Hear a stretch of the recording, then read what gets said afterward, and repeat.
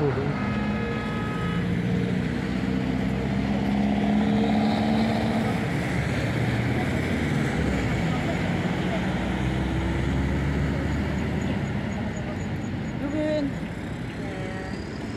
19 Mart 2023 yıl Cahil Ata Koğumu'nun müçeleri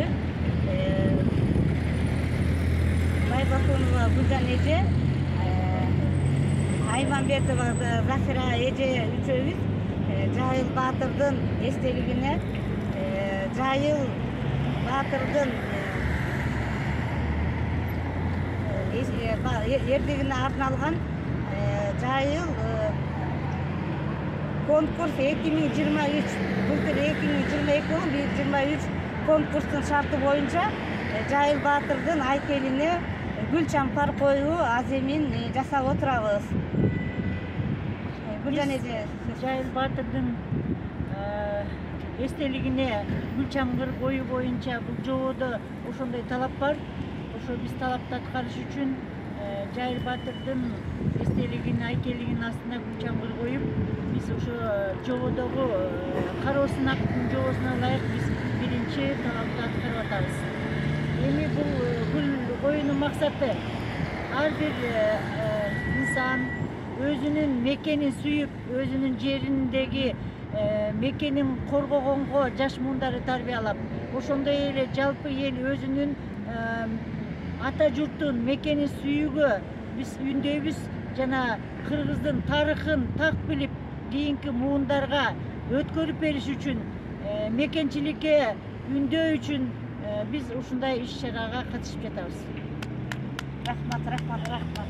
Сизге Aymanbetova Zafира Эжеге сөз берели.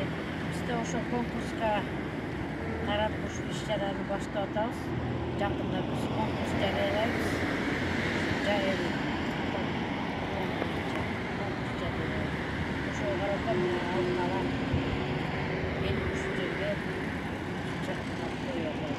Эми бүгүндөн тартып биз өзүбүздүн тобубуз менен көркөмөр окуу, дил баян жазуу жана сценкаларды аткаруу, тарых Cahil Batır'dын тарыхый барактарын ачып, ал боюнча өзүбүздүн коомубуздун, өзүбүздүн кайпабыздын жана өзүбүздүн чөйрөбүздүн арасында биз Cahil Batır'ды даңазолоо максатында көп иш-чаралар аткарабыз.